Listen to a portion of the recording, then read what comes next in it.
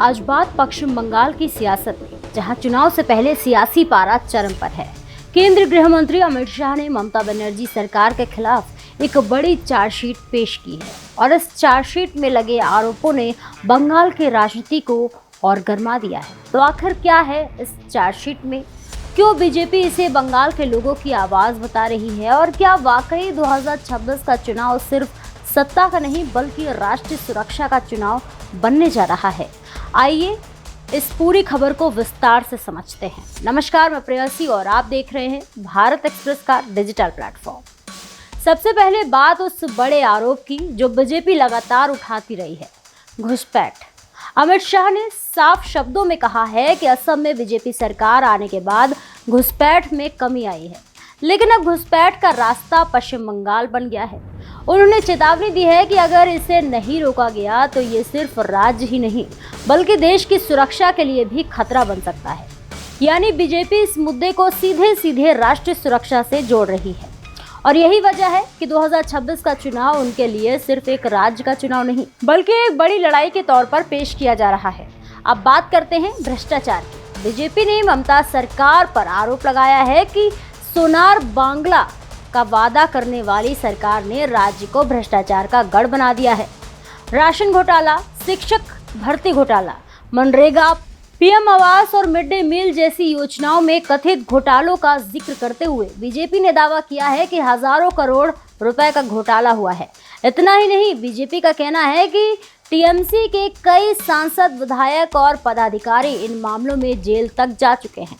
यानी भ्रष्टाचार का मुद्दा भी इस चुनाव में एक बड़ा फैक्टर बनने जा रहा है। अब बात है उस आरोप पर जिसे अमित शाह ने पॉलिटिकल कल्चर बताया, डर, हिंसा और बंटवारे की राजनीति।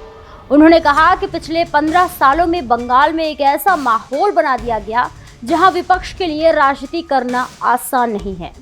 बीजेपी का दावा है कि 300 से ज्यादा राजनीतिक कार्यकर्ताओं की हत्या हुई है और इनमें बड़ी संख्या बीजेपी कार्यकर्ताओं की है।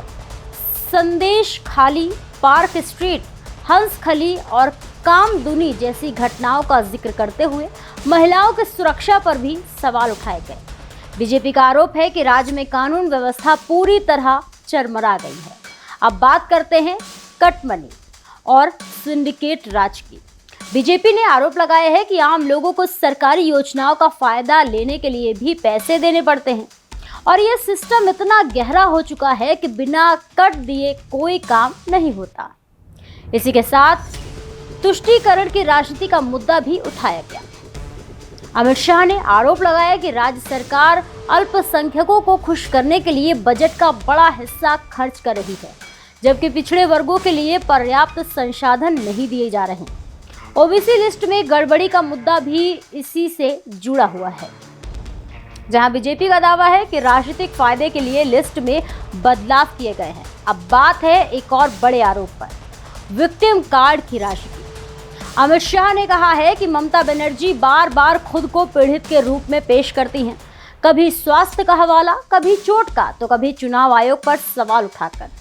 बीजेपी का कहना है कि ये सब सहानुभूति हासिल करने की रणनीति है, लेकिन अब बंगाल की जनता इस राजनीति को समझ चुकी है। यहाँ तक कि चुनाव आयोग जैसी संवैधानिक संस्था पर सवाल उठाने को भी बीजेपी ने गंभीर मुद्दा बताया और कहा कि ये लोकतांत्रिक व्यवस्था के खिलाफ है। अब बात बॉर्डर सिक्योरिटी की। अमित शाह ने दावा किया है कि बंगाल में करीब 600 किलोमीटर की सीमा अभी भी पूरी तरह सुरक्षित नहीं है और इसके पीछे राज्य सरकार की लापरवाही जिम्मेदार है।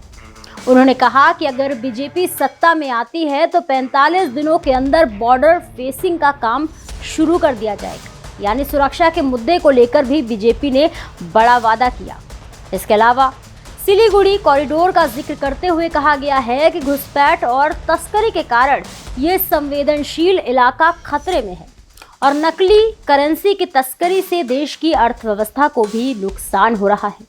अब सवाल यह है कि क्या बंगाल की जनता इन आरोपों को स्वीकार करती है या फिर ममता बनर्जी की सरकार इन आरोपों का जवाब देकर एक बार फिर सत्ता में वापसी करेगी। बीजेपी का दावा है कि 2014 के बाद से उसका जनाधार लगातार बढ़ा है। 2016 में 3 सीटों से लेकर 2021 में 77 सीटों तक पहुंचना इसका उदाहरण बताया जा रहा है। अब 2026 में बीजेपी बहुमत के साथ सरकार बनाने का दावा कर रही है। वहीं दूसरी तरफ टीएमसी भी पूरी ताकत के साथ मैदान में है और वह इन आरोपों को राजनीतिक साजिश बताकर खारिज करती रही है। तो क्या ये चुनाव डर से आजादी का होगा या फिर विकास और स्थिरता का? क्या ये चुनाव घुसपैठ बनाम सुरक्षा पर लड़ा जाएगा या फिर स्थानीय मुद्दों बनाम राष्ट्रीय नैरेटिव पर? इन सभी सवालों के जवाब अब जनता के हाथ में है। फिलहाल इतना ही। आप क्या सोचते हैं? क्या बीजेपी की ये चार्जशीट बंगाल की राजनीति में बड़ा बदलाव ला पाएगी या फिर ममता बनर्जी एक बार फिर अपनी पकड़ मजबूत रखेंगी? अपनी राय हमें कमेंट सेक्शन में जरूर शेयर करें और ऐसे ही और भी देश दुनिया की तमाम खबरों को देखने के लिए देखते रहिए भारत एक्सप्रेस।